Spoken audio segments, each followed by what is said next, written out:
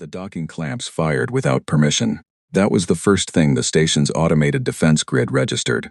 An unauthorized vessel, bearing no recognized transponder signal, no alliance markings, no pre-cleared arrival code, pressing its hull against Bay 14 of the Conclave orbital, as if it had been doing so for 100 years. The bay doors did not open. The clamps fired anyway. The ship's pilot had simply overridden the lock sequence from outside, using a frequency the Conclave had retired 40 years ago, and assumed no living species still knew. The species that knew it had been listening for a very long time. My name is Cale Morrow. I was 41 years old when I walked through those bay doors, wearing a charcoal suit that had been pressed 3 times during the 16-day journey, carrying a leather satchel that held the only copy of something I had spent 2 years building. The air in the docking corridor was cold and carried a faint chemical smell, something between old metal and something alive that I could not name. My boots made a sound on the floor that I had not expected. A low, resonant echo, as though the corridor itself was hollow in ways that had nothing to do with engineering.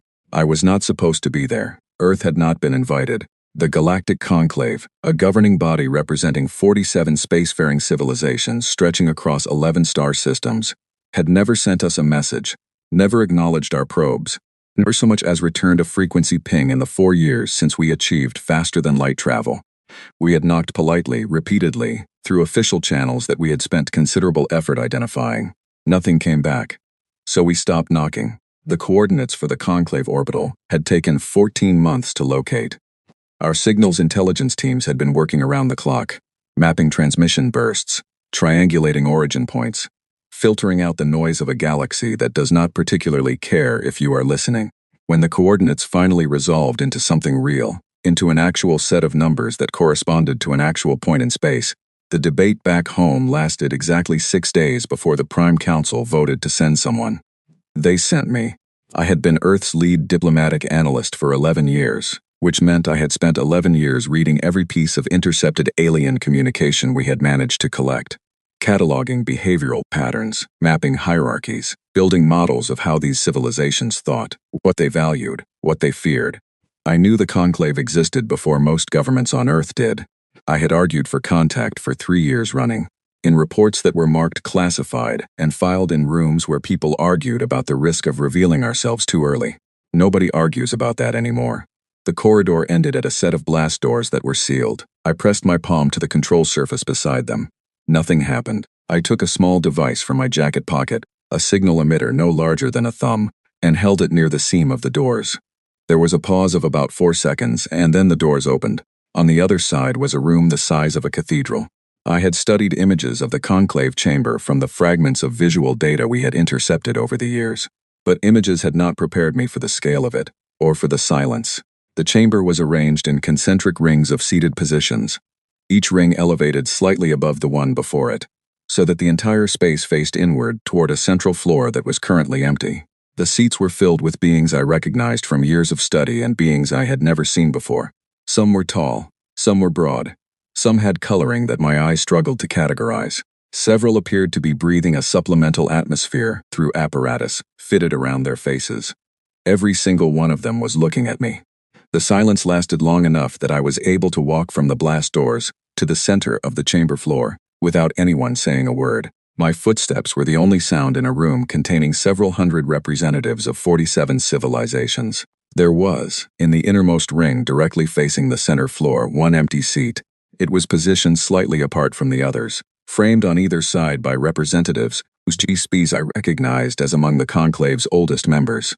The seat itself was different from the others, older looking, made of a dark material that did not quite match the smooth surfaces around it. There was no nameplate. There was no designation visible to me.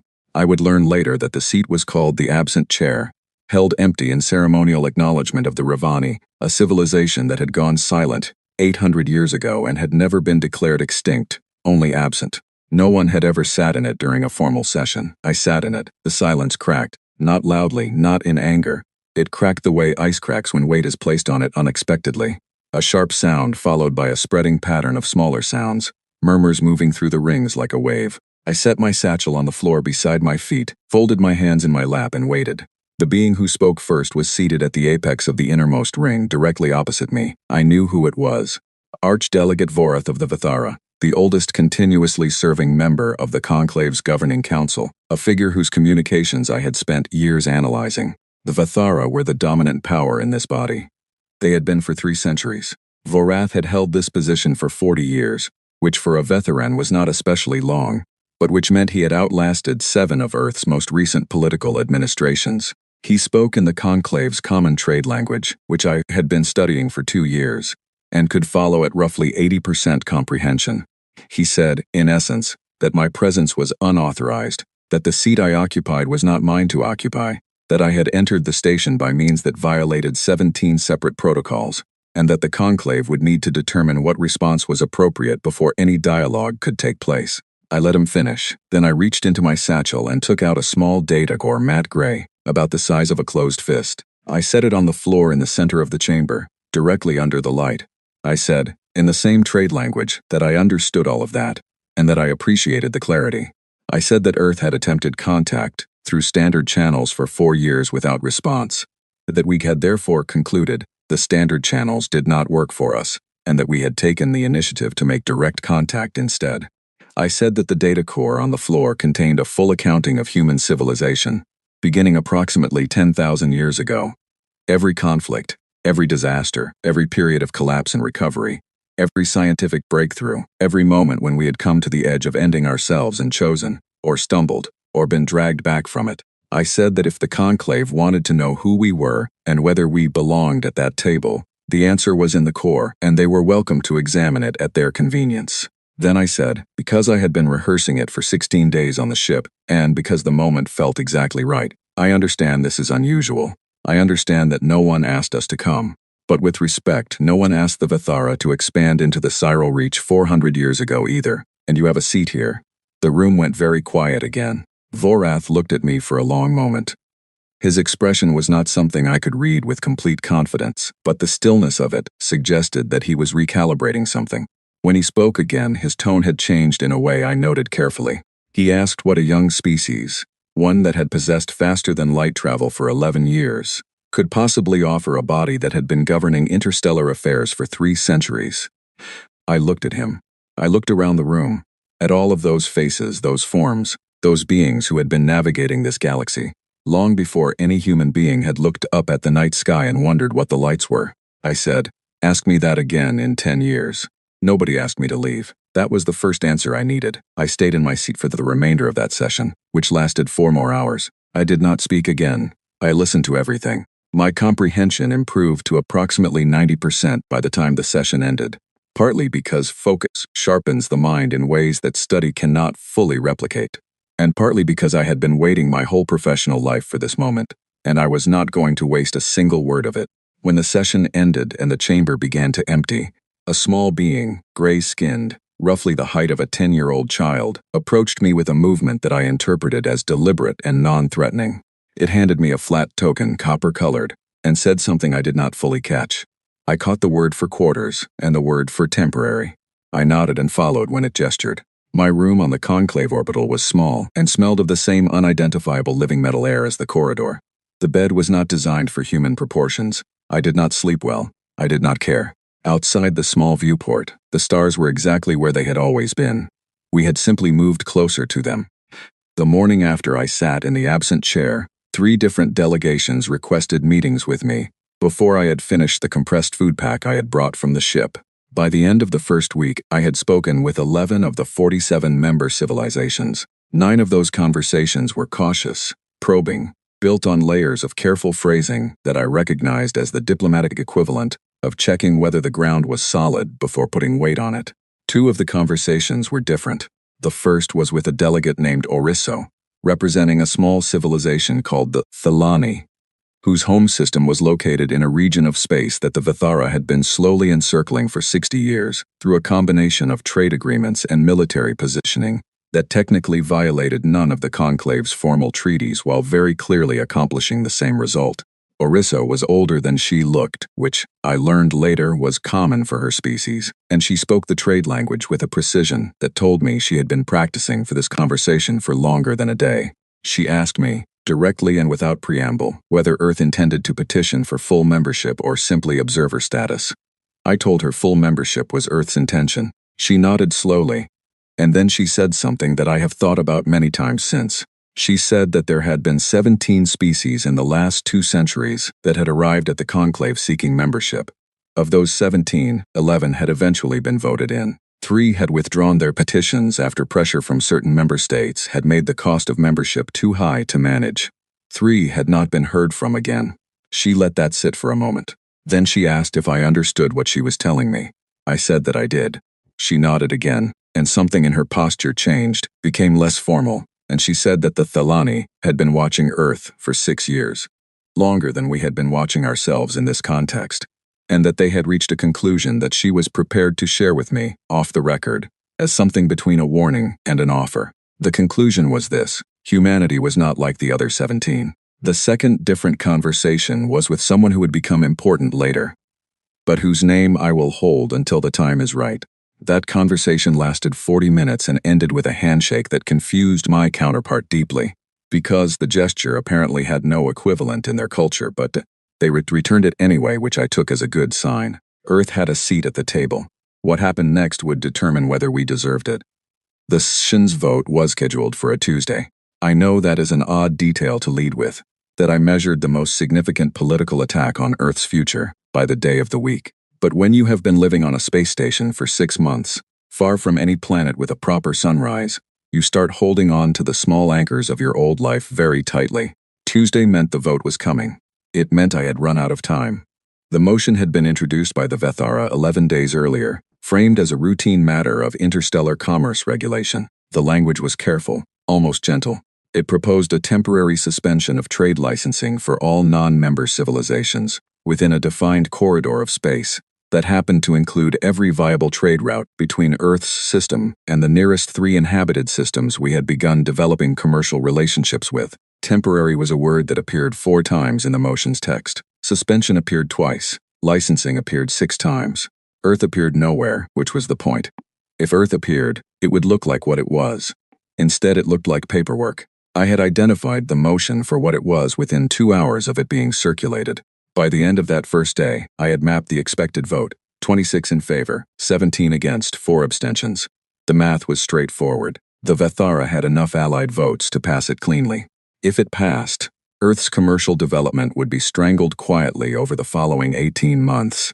And by the time the damage was visible enough to protest formally, the situation would have calcified into something that was very difficult to reverse. I had 11 days to change 26 votes to 18, or move 4 abstentions to opposition, or find some other combination that added up to failure for the motion. I had no money, no staff, no fleet, and no political history in this body. I had my 2 legs, my leather satchel, my language skills, and 10,000 years of human experience to draw from. I started with the people no one else talked to. The conclave's smallest member delegations occupied a section of the station that was, in a very literal sense, less well-maintained than the rest of it. The corridors there were narrower. The ambient temperature was slightly lower. The signage was less current. It was not something that any official document acknowledged. It was simply the accumulated expression of where resources went and where they did not, over a very long period of time, in an institution whose dominant power had been the same for 3 centuries.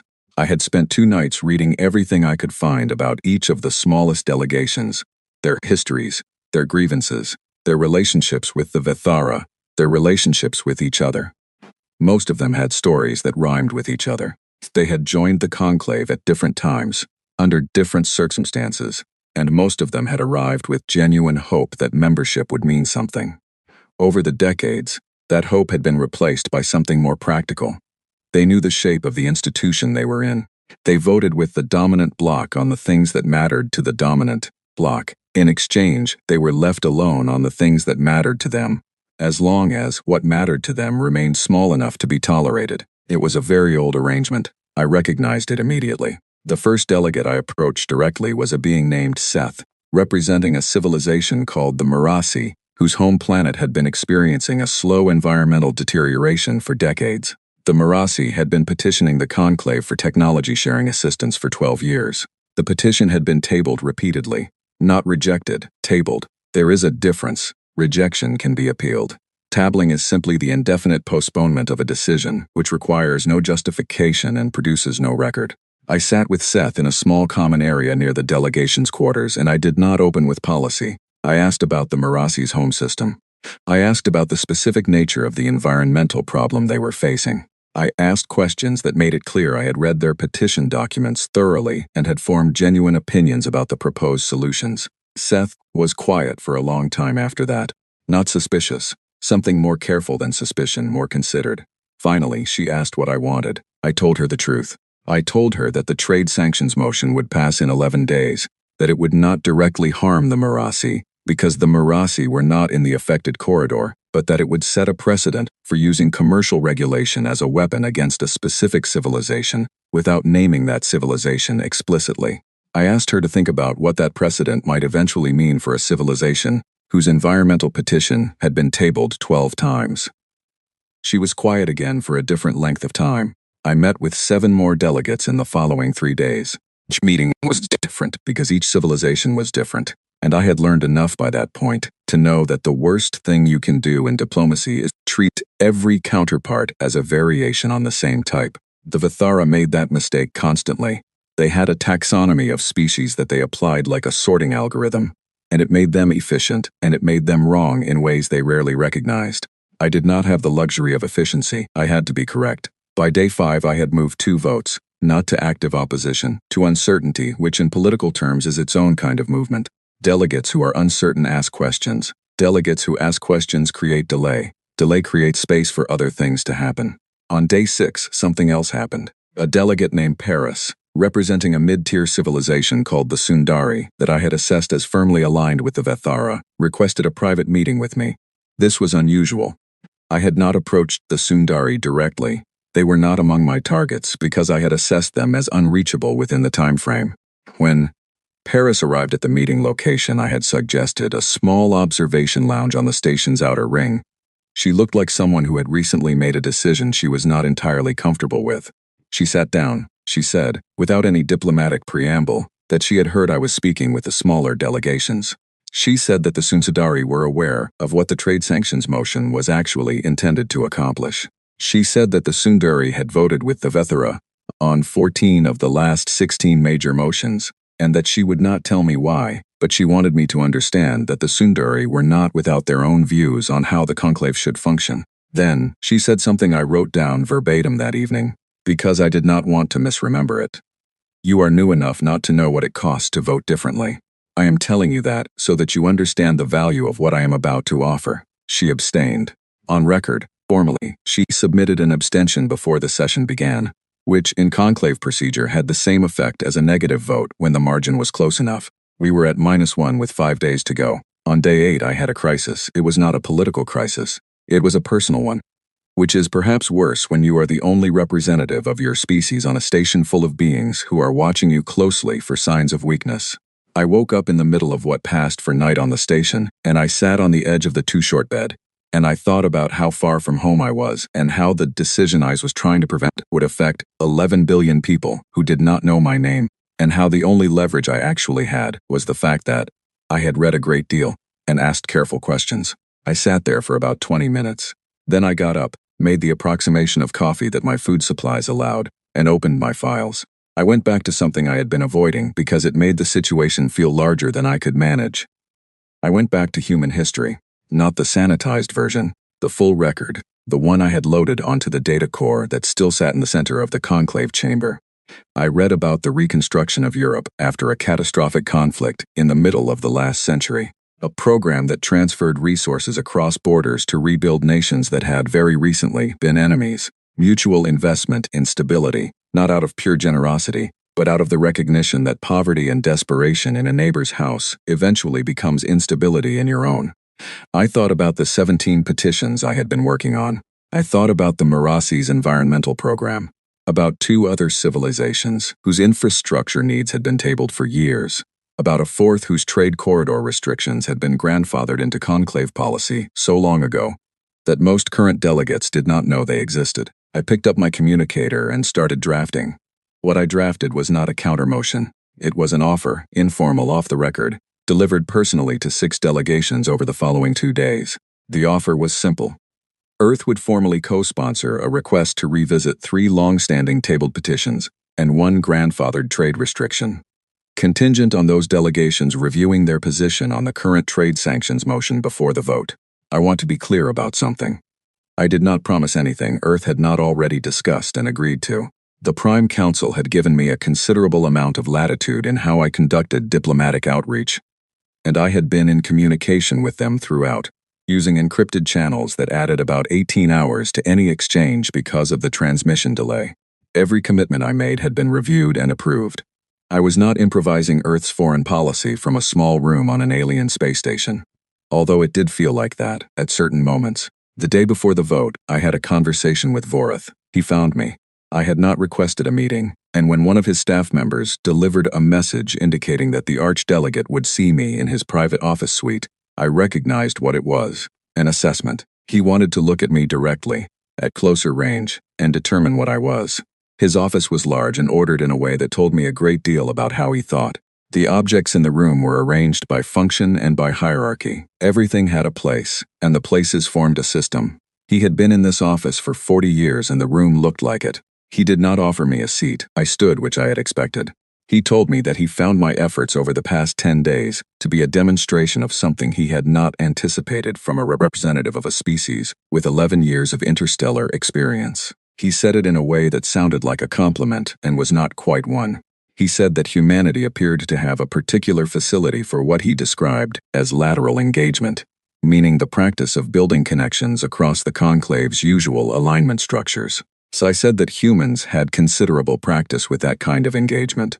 I said that we had spent several centuries on our own planet developing economic and political systems, making a great many mistakes, and occasionally learning from them. He asked me what I thought I was accomplishing.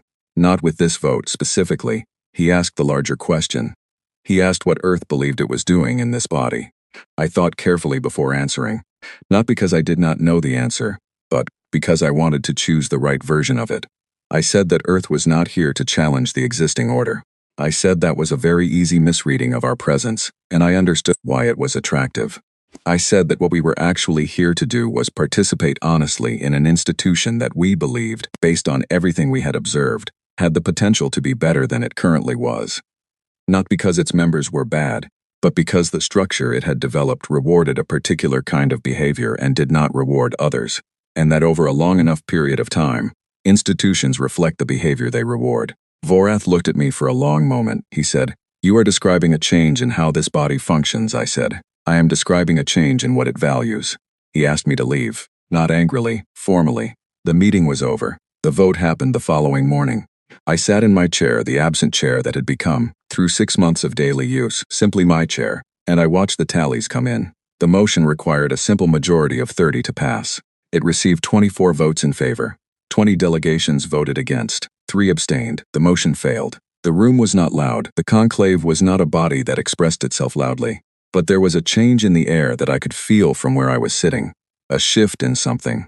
Like the moment in a room when the weight of a conversation has moved from one person to another. I looked at Vorath across the chamber. He was watching the tally display with an expression that had no emotion in it that I could identify. After a moment, he turned and looked at me. I did not smile. That would have been the wrong choice. I held his gaze for exactly 3 seconds, then looked away first, which was also a deliberate choice, because winning a political confrontation and performing your victory are 2 entirely different actions with 2 entirely different consequences. That evening, in my small room with the 2-short bed, I sent a message home. It was 42 words. It said the vote had failed, that we still had our seat, that the work had only just started, and that I needed 3 more analysts, 2 more translators, and a resupply of the compressed food packets because the station's available food options were manageable but not indefinitely so. The Prime Council responded in 18 hours with approval for the analysts and translators, a note of congratulations that was appropriately restrained, and a question about whether the compressed food situation was something I genuinely needed addressed, or whether I was using it as a light touch to end a serious communication. I replied that it was both. That night I sat at the viewport for a long time. The stars were different from this position in space than they were from Earth. Different arrangement, different brightness, but they were still stars, still the same quiet fire that human beings had been looking at for as long as there had been human beings. The Vethera had noticed us, not as a curiosity, and not as a nuisance. They had noticed us as something that required a different kind of attention. I had been in their institution for 6 months, and I had already changed a vote that was supposed to be settled before I arrived. I thought about what Seth had said to me after the vote, when she passed me in the corridor, and paused long enough to speak 2 sentences. She said that she had not voted against the motion because of any promise, and she wanted me to be clear on that. She had voted against it because, in 12 years of bringing her people's petition to this body, no one had ever asked her about her home planet. I thought about that for a long time. I am still thinking about it. Nobody warned me about the sound. In every simulation we had run back home, in every tactical model and engagement scenario our strategists had developed from intercepted data, the one thing none of them had captured accurately was the sound of a Draknori rail strike on a ship hull. It is not an explosion, not in the way that word suggests. It is a compression wave that travels through the entire vessel simultaneously, as if the ship has taken a single enormous breath it cannot release. Everything on board vibrates for approximately 2 seconds. The lighting stutters. The pressure in your ears changes, and then it stops, and the silence after it is somehow louder than the impact. I am Commander Yara Osei, and I have heard that sound 9 times in the last 40 minutes. The 9th time, it took out our starboard sensor array and 3/4 of our secondary propulsion grid. We were running on primary drives and 3 functioning weapons platforms, holding position at the far edge of the Hollow Reach asteroid belt, and there were 41 Draknori warships between us and the colony we were here to protect. We had 11. I want to be precise about how we arrived at this situation, because the number 11 sounds like someone in planning made a very serious error, and the truth is more complicated and also more important. Earth's fleet at this point in our interstellar history was not built for sustained large-scale engagement with a battle-hardened alien military. We had been in space for 17 years, faster than light capable for 6 of those, and our warship construction program had been running for 4. We had designed our vessels around the intelligence profiles we had built from intercepted data. Fast, modular, built for electronic disruption and precise strike capability, rather than the kind of sustained hammering engagement that older interstellar civilizations had developed over centuries of warfare with each other. What that meant in practical terms was that we were significantly outgunned in a straight exchange and significantly more capable in almost every other dimension. The Draknori did not know the second part yet. The colony they had targeted was called Waypoint Nera, a settlement of roughly 4,000 people on a rock that was technically in unclaimed space but that had been human-occupied for 2 years, and that the Draknori had decided, for reasons that would become clear later, needed to be removed. They had not announced this intention. They had simply arrived, in force, with a fleet configured for planetary suppression. We had arrived 6 hours before them. That was the one thing our intelligence had gotten right. My first officer was a man named Dale Farrow, who had been with me since my second posting and who had the useful quality of being absolutely calm in situations that were not calm at all. He was standing at the tactical display when the 9th strike hit, and when the vibration stopped, he said, in the same tone he used to request coffee, that the starboard array was gone and we needed a new approach to the sensor picture. I told him to link us into the passive array on the colony's surface. It was not designed for combat telemetry, but it would give us basic positional data on the Draknori formation, which was currently holding at approximately 30,000 kilometers and had not yet pushed forward. That pause was interesting. It suggested they were waiting for something or assessing something, and I wanted to know what. What they were assessing, we would determine later, was our apparent willingness to stay. The Conclave's established military doctrine, which the Draknori knew well because they had been raiding the fringes of Conclave space for decades, was built around a concept that translated roughly as proportional response. If you outgunned a defending force by a ratio of 4-to-1 or greater, the defending force was expected, by convention and by practical logic, to withdraw and request reinforcement. This was not cowardice in their framework. It was rational allocation of resources. Nobody threw 11 ships at 41 and held the field. Nobody in this galaxy had done that in living memory, and possibly longer. The Draknori were waiting for us to leave. "Tell me about the belt," I said to Farrow. He pulled up the mapping data. The Hollow Reach asteroid belt was what its name suggested. A dense field of irregular objects, ranging from small rocks to bodies the size of a large city, orbiting in a slow, chaotic pattern that had been partially mapped by the colony's survey teams over the previous 18 months. Partially mapped was the key phrase. The survey teams had mapped what they needed for navigation purposes, meaning the main transit corridors, the large bodies, The predictable clusters. What they had not mapped thoroughly was the interior, the regions that had no navigational value because no sane pilot would take a ship through them. How deep does the survey data go? I asked. About 40% of the belt by volume, Pharaoh said. Less in the interior zones. So 60% of that belt is unknown to anyone sitting at that Draknori formation. Unknown to their data, yes. Our survey data is the same as the colonies. But we've had it for 2 weeks longer than they have, I said, and we've been inside the belt for 6 hours. He looked at me, not with doubt, with the particular look he reserved for moments when he wanted to make sure he was understanding what I was suggesting, before he committed to helping me execute it. I explained the plan in 4 minutes. It was not a complex plan. Complexity in a situation like this one is a liability, because complex plans require things to go correctly in sequence, and nothing in combat goes correctly in sequence. The plan was built entirely around 2 things. One thing the Draknori knew, and one thing they did not. The thing they knew was that our 11 ships were damaged, outgunned, and had limited options. The thing they did not know was the interior geometry of the Hollow Reach asteroid belt at the level of detail our 6 hours of infield navigation had given us. I split the fleet.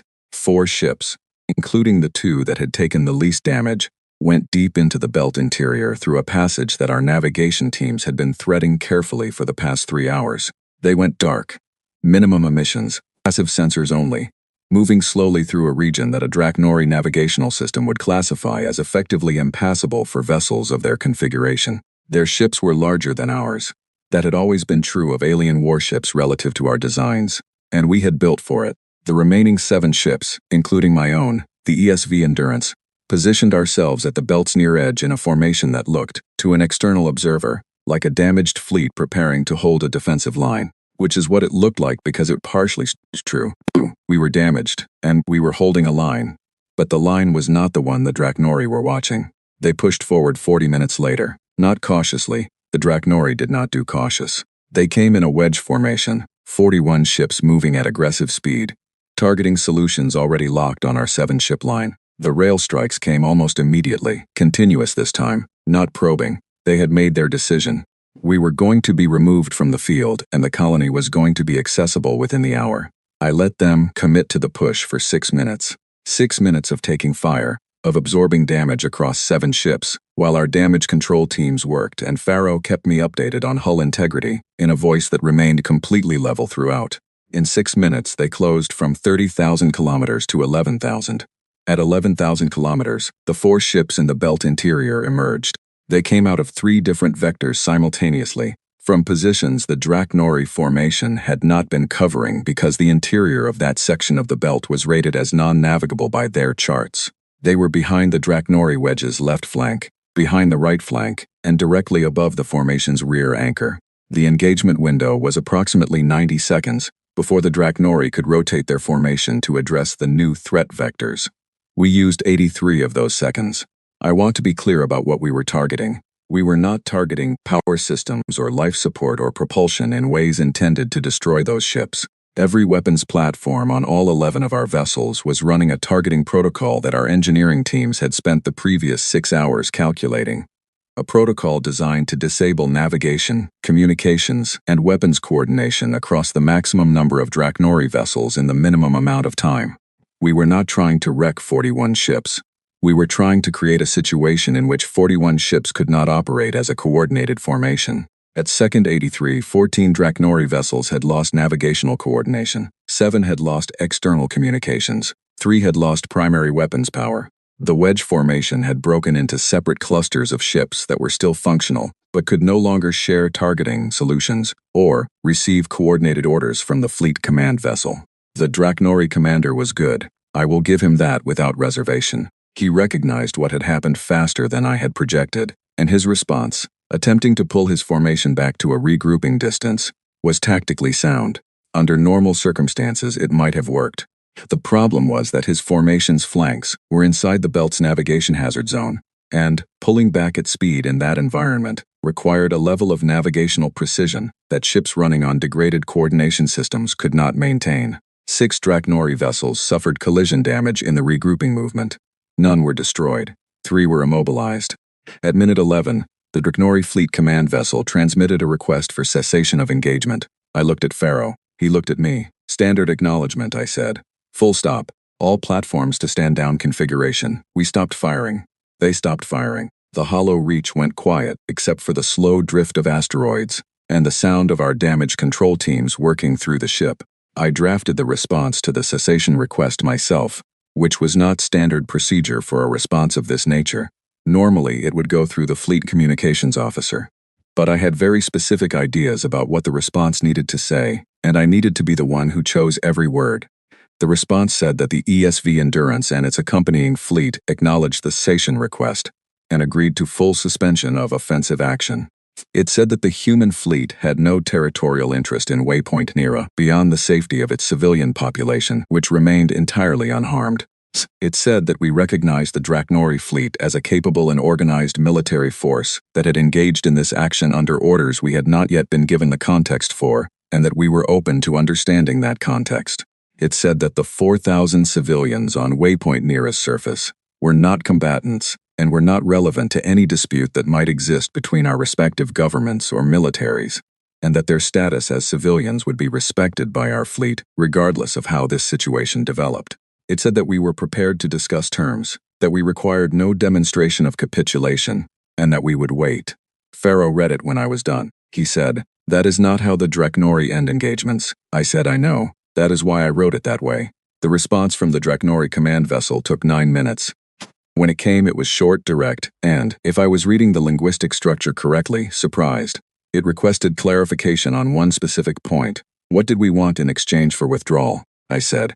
A conversation. They did not know what to do with that. The communications log that came back to us over the following months, obtained through intelligence channels, showed that the Draknori fleet commander had consulted with his senior staff for 22 minutes before his posting, and that the consultation had been dominated by a single question.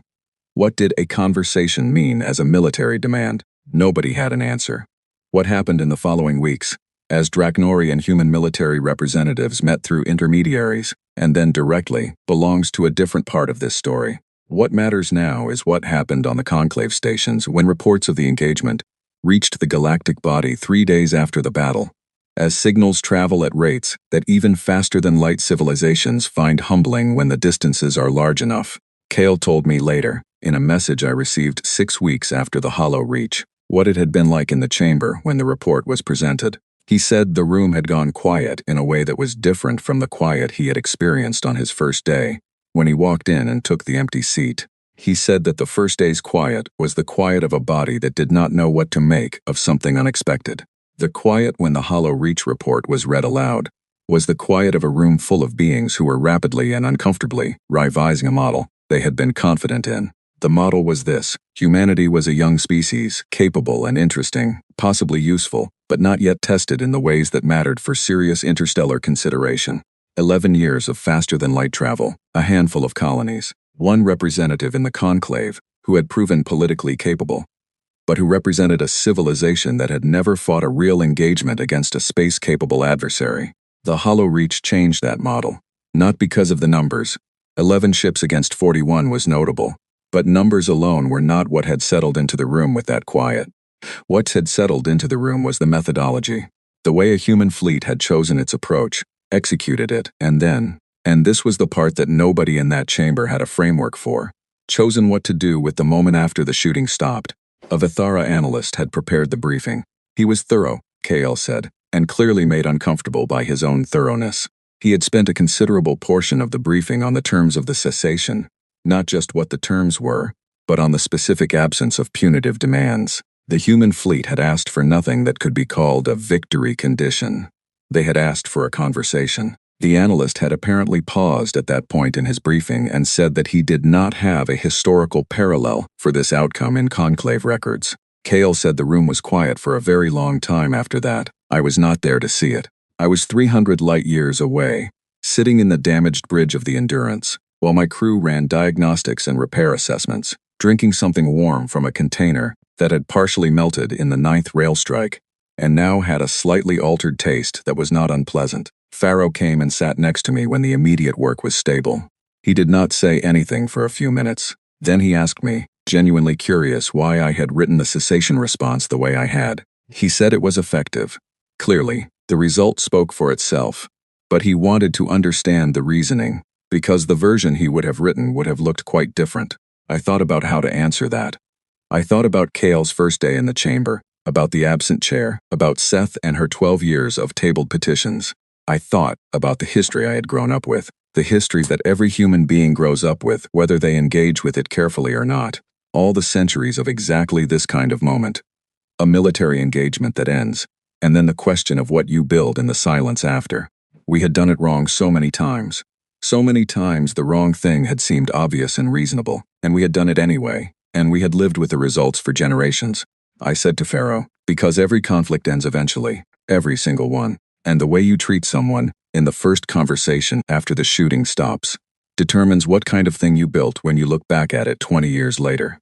He was quiet for a while. Then he said, that is a very long view to take when you're sitting in a ship with a hole in the starboard array. I said, the hole will get fixed. The conversation is the permanent thing. He nodded slowly.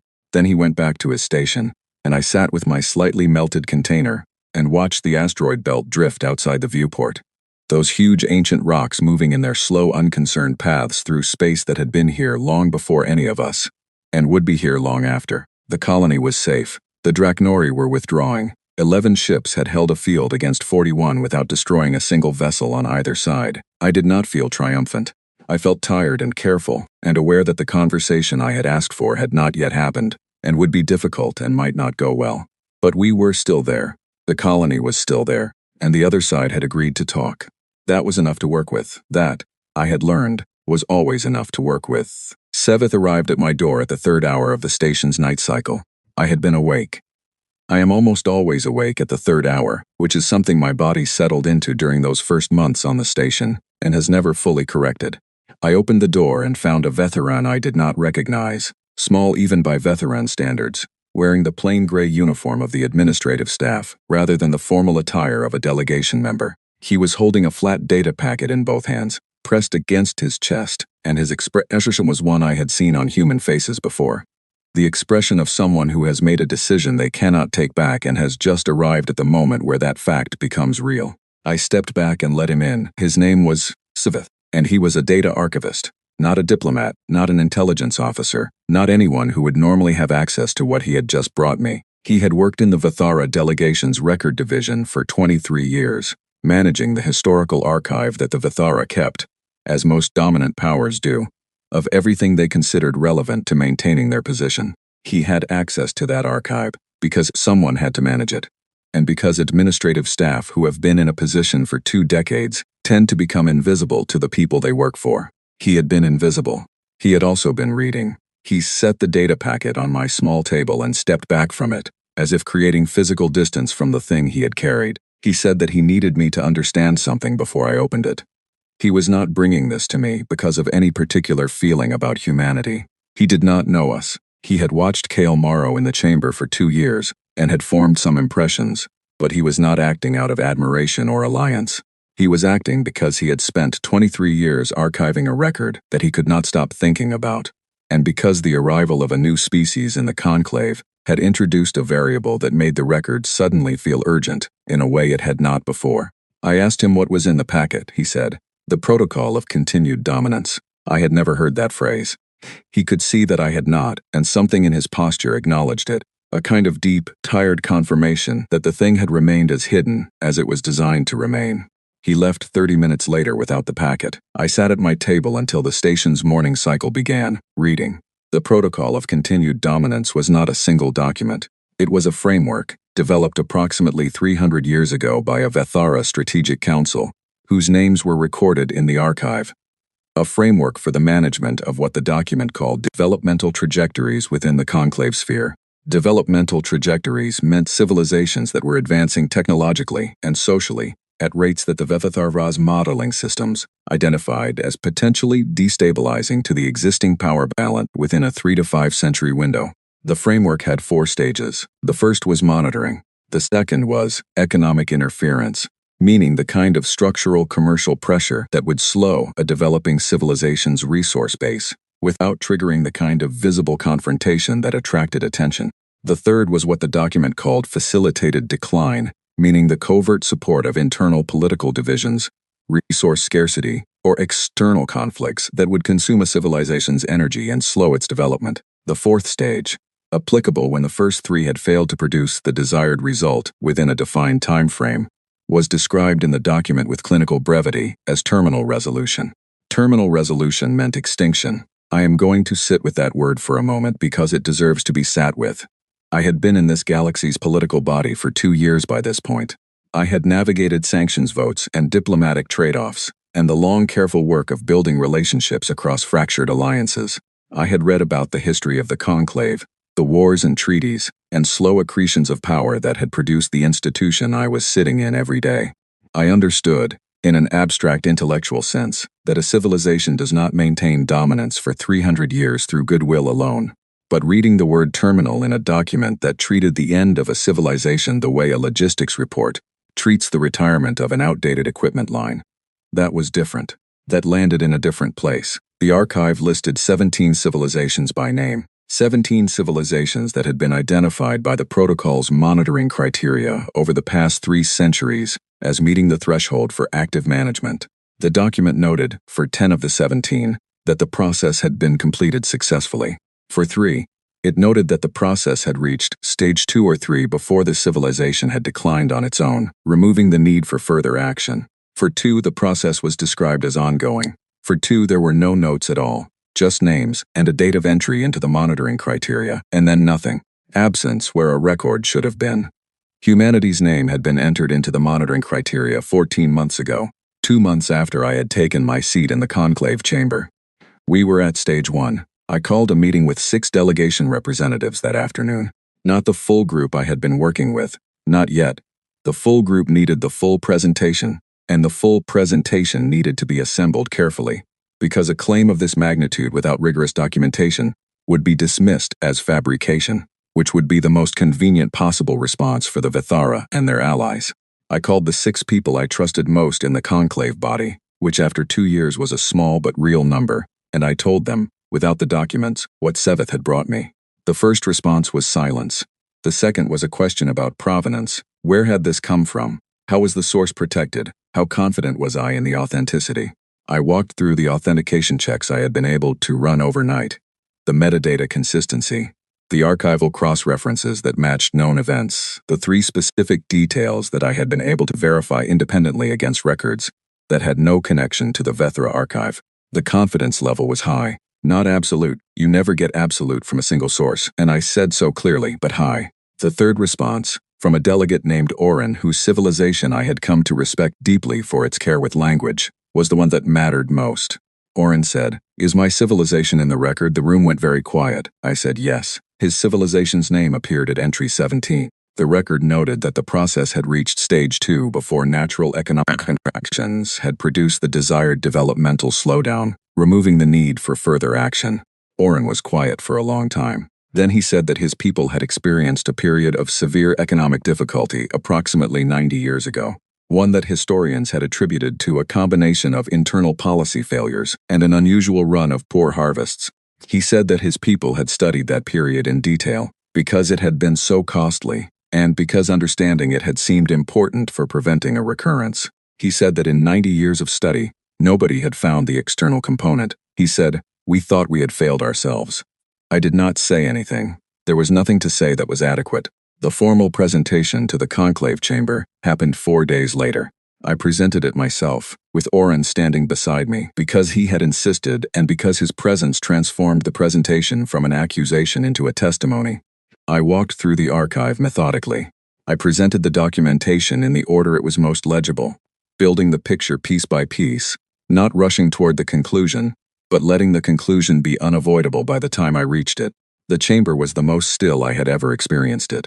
When I finished, the Vithara Archdelegate Vorath requested the floor. He was granted it. He stood and spoke for 11 minutes, and I will say, with full honesty, that it was one of the most impressive speeches I have heard in my years of diplomatic work. He did not deny the document's existence. He did not claim fabrication. He did not engage in any of the evasions I had prepared responses to. Instead, he made a case. He said that the conclave existed because cooperation between spacefaring civilizations was preferable to the alternative, and that cooperation at scale requires stability, and that stability requires a dominant organizing force. and that the Vithara had been that force for 300 years, and that 300 years of relative peace in this region of the galaxy was not an accident. He said that the protocol was not a product of cruelty.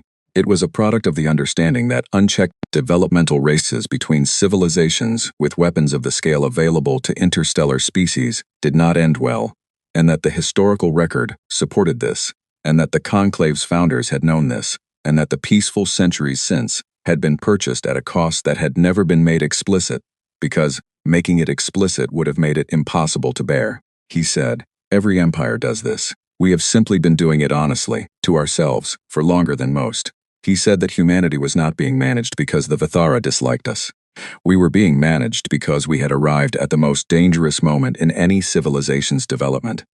The period between achieving interstellar capability and achieving the wisdom to use it without destroying the equilibrium that every civilization in this chamber depended on. He said that the protocol existed to protect that equilibrium, and that the Vithara were prepared to defend it. The chamber was absolutely still when he sat down. I had my response prepared.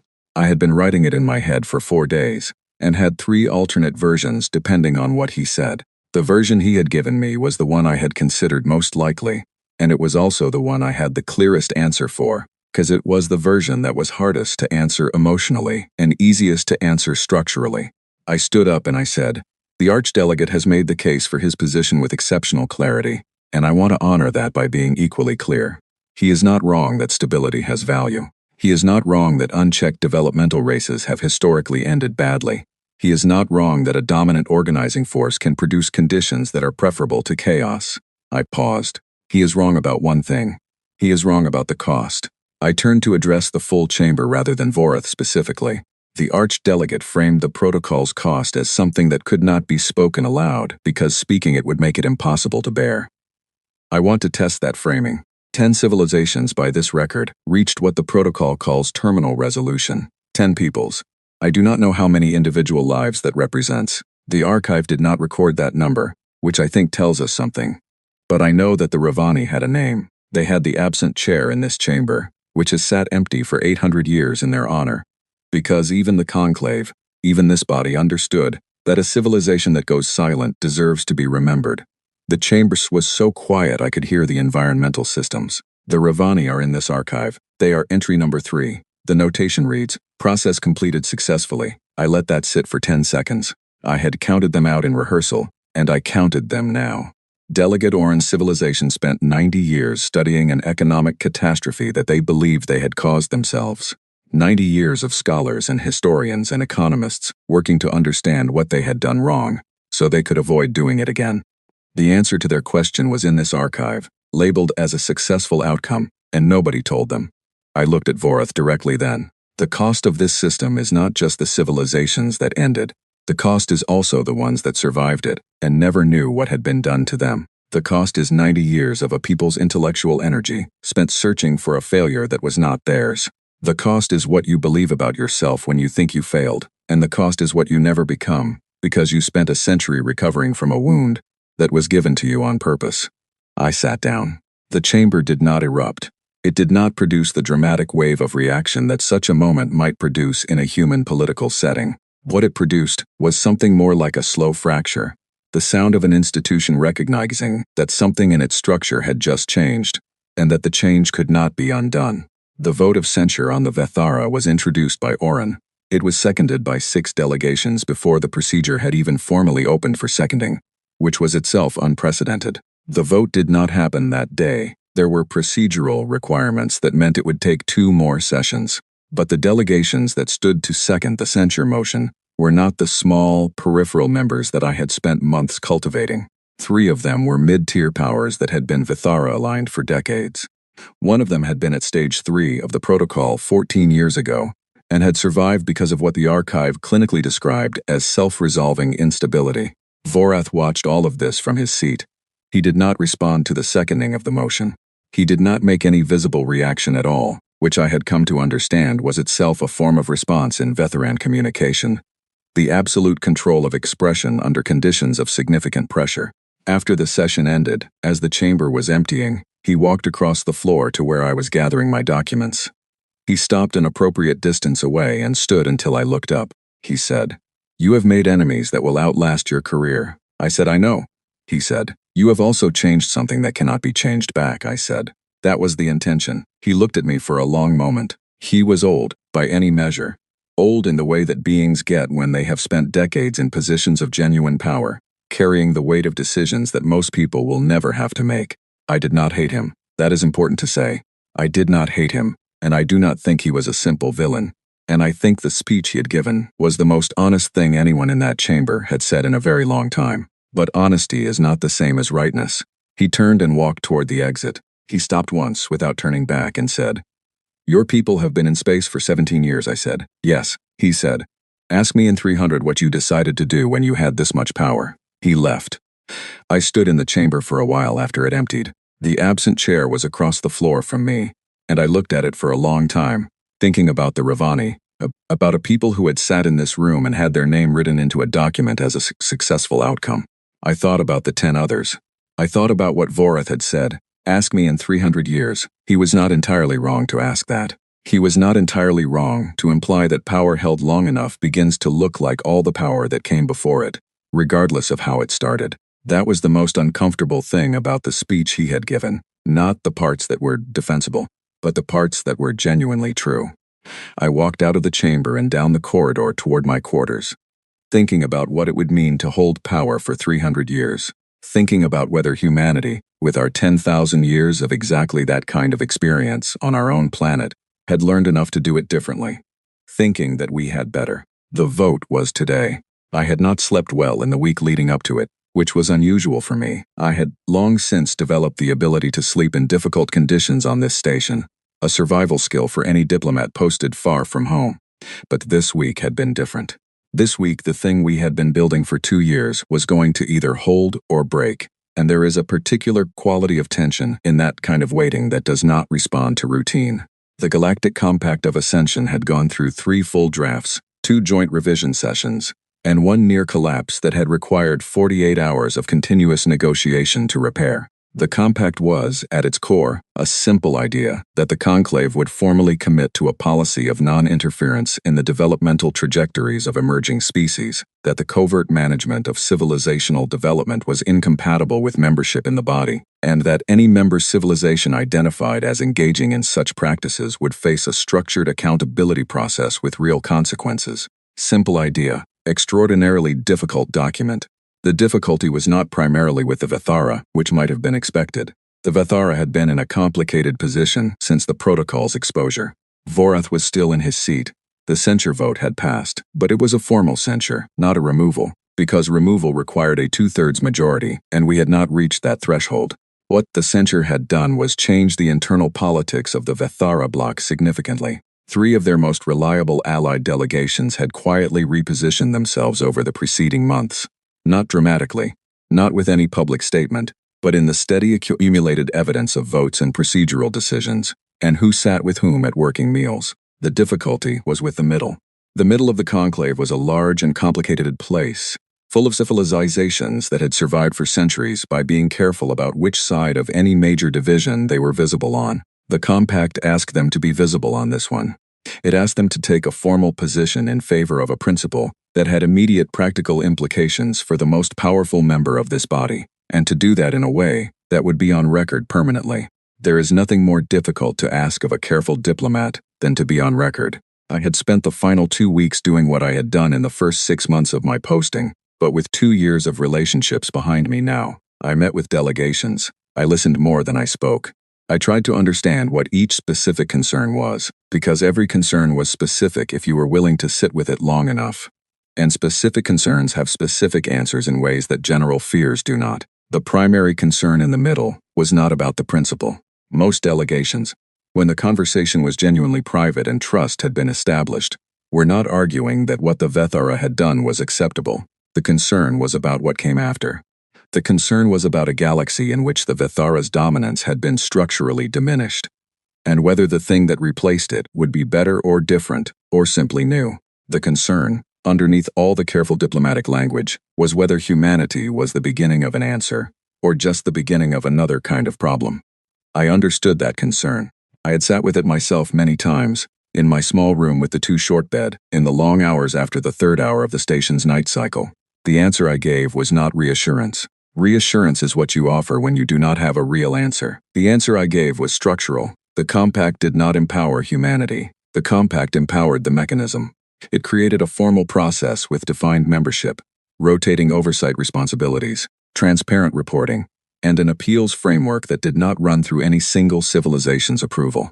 If humanity ever did what the Vithara had done, and I said this explicitly, in every meeting, without hedging, the compact would apply to us exactly as it applied to everyone else. Some delegations found this convincing on its own, others needed more. For those, I brought something I had been holding back deliberately, an argument that I had not used in any of the early negotiations, because it was too large for the tactical moments, but that fit the final week.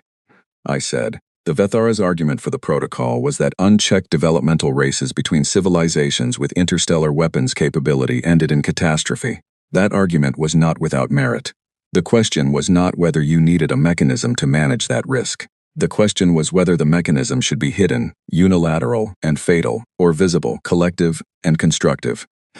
Then I said something that I had been thinking about since Vorath walked out of the chamber the night of the protocol exposure. I said that Earth had approximately 10,000 years of experience trying to figure out what to do with powerful civilizations that felt threatened by other powerful civilizations, and that the historical record contained a great many approaches. Some of those approaches had been precisely what the Vithara had done: manage the threat, suppress the competition, maintain the hierarchy. I knew that history. I had studied it carefully. I had studied what those approaches produced over the long run, not just for the civilizations that were managed, but for the civilizations that did the managing. It does not end well for either of them.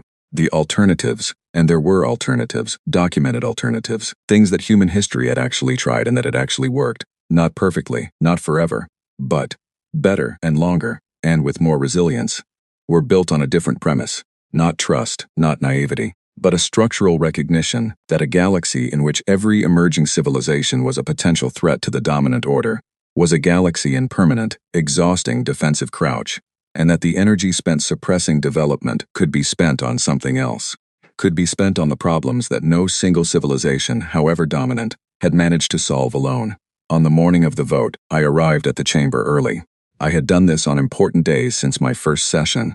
Arriving early meant walking in while the room was still filling, which meant observing who sat where, who spoke to whom in the minutes before formality took over, who avoided whose eyes. What I saw that morning was different from anything I had seen before. The normal patterns of the chamber, the clusters of aligned delegations, the physical expressions of political geography were disrupted. Delegations that never sat near each other were in conversation. The middle section of the chamber, which historically arranged itself in rough proximity to whichever side of a major debate seemed likely to prevail, was not arranged that way. There was a scatteredness to the room that I had never seen, and it took me a moment to understand what it was.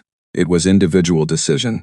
Each delegate in that room had made their decision themselves, based on their own calculation, and the result was a room full of people who had not compared notes in the usual way, because the usual way required you to know which direction the wind was blowing before you committed. And this morning nobody knew. I sat in my seat. After 2 years it was simply my seat, though the administrative record still listed it as the absent chair, and there was a quiet, ongoing procedural dispute about whether my occupancy of it constituted a formal claim of membership on Earth's behalf or something more ambiguous. I had not pressed that dispute. Ambiguity had served us well. The dispute itself had kept 3 lawyers across 4 delegations occupied for the better part of a year, which had its own value. Vorath arrived and took his seat without looking at me.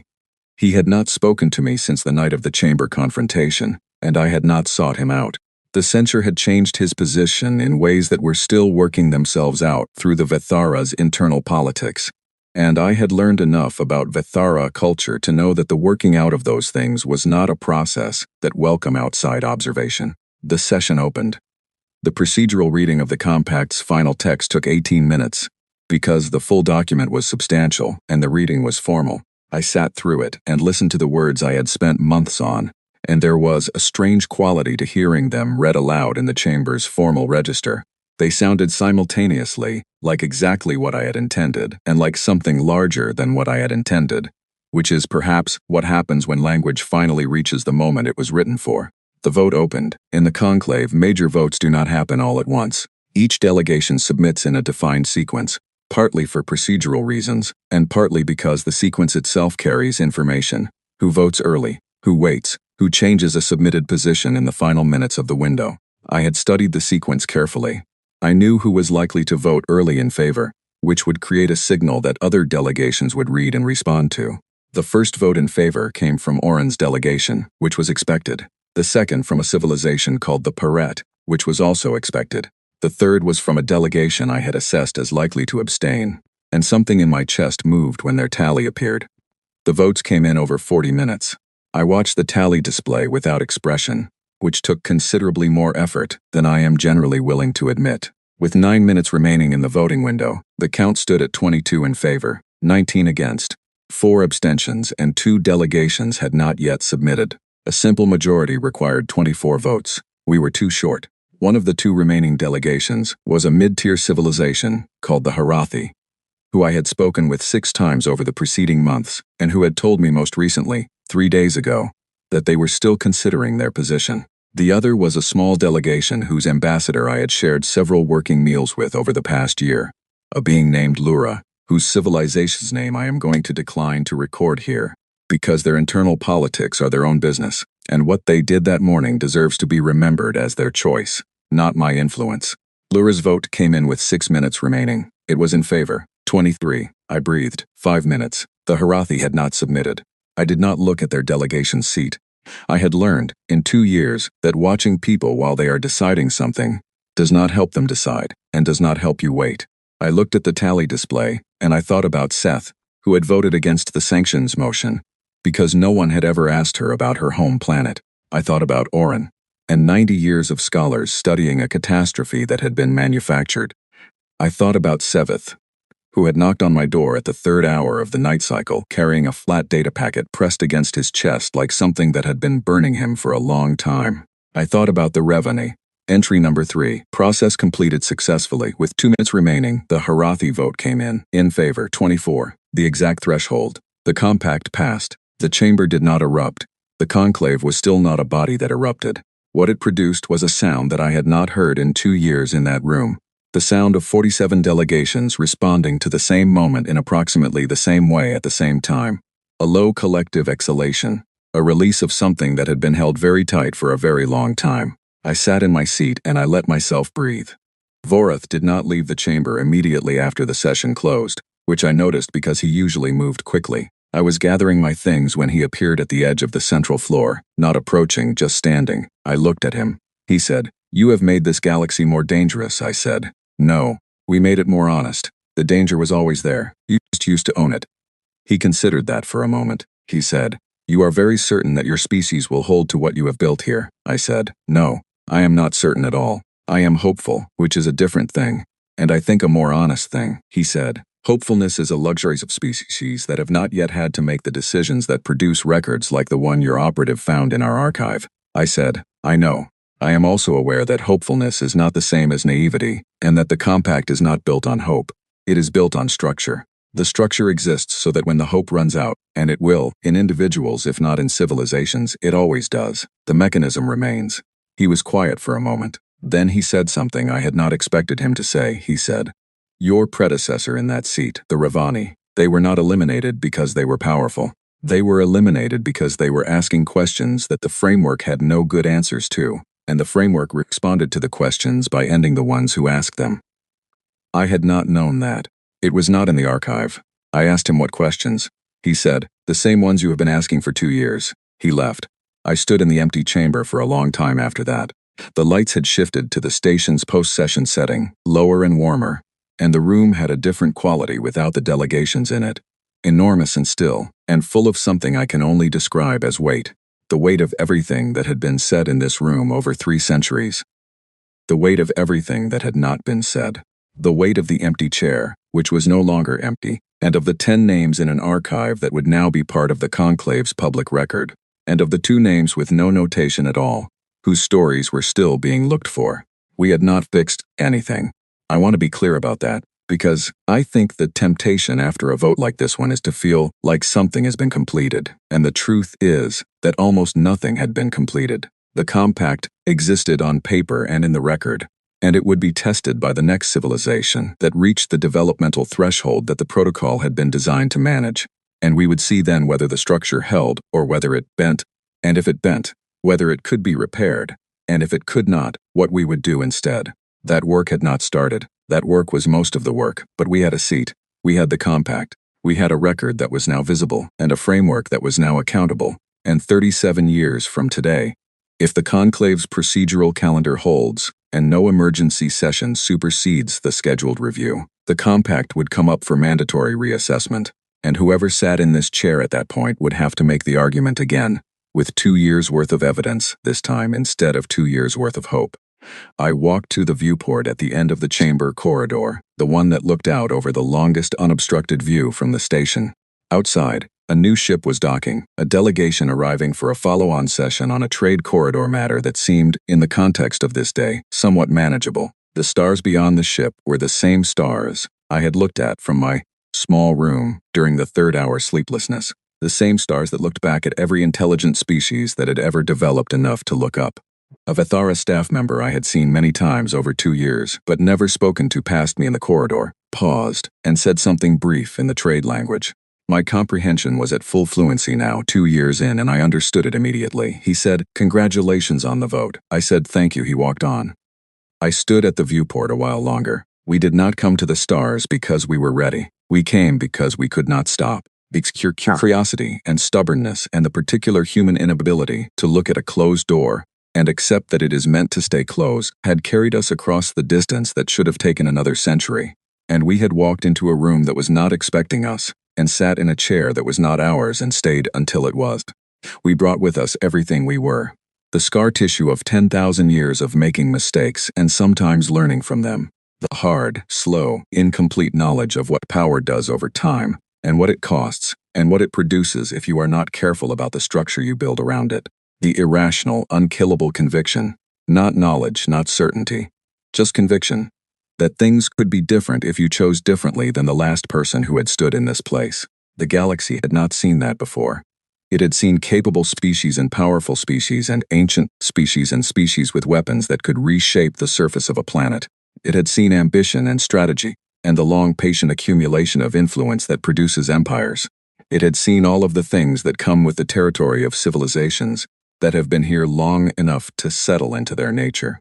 It had not seen a species that showed up before anyone asked, sat in the chair of a people it had never met, and spent 2 years asking what those people had wanted to know before they went silent. I did not know if we would do what Varath had asked, hold to what we had built, across the centuries and the pressures and the inevitable moments when the short view and the long view would pull in opposite directions. I did not know if humanity would prove, in 300 years, to be different from the powers that had come before us, or whether Varath's question would be answered in an archive that some future diplomat found at the third hour of a sleepless night. But I knew what the Ravani had asked, and I knew that asking was worth the cost of asking. I turned from the viewport and walked toward my office. There was a message from Commander Yara Osi waiting, marked routine, sent from the Hollow Reach sector, where the ongoing talks with the Draknori had entered their 7th month, and were, according to the latest update, making progress. There was a message from the Prime Council, marked priority, asking for an initial assessment of the compact's passing and what it meant for Earth's next year of diplomatic strategy. There was a message from Orin, marked personal, which I would read last, when I was alone and had the time to read it carefully. There was also a message from a civilization I had never heard of, from a system I did not recognize, addressed to the human delegation of the Galactic Conclave, marked simply, "We have been listening. We would like to speak." I sat down at my desk. I started reading.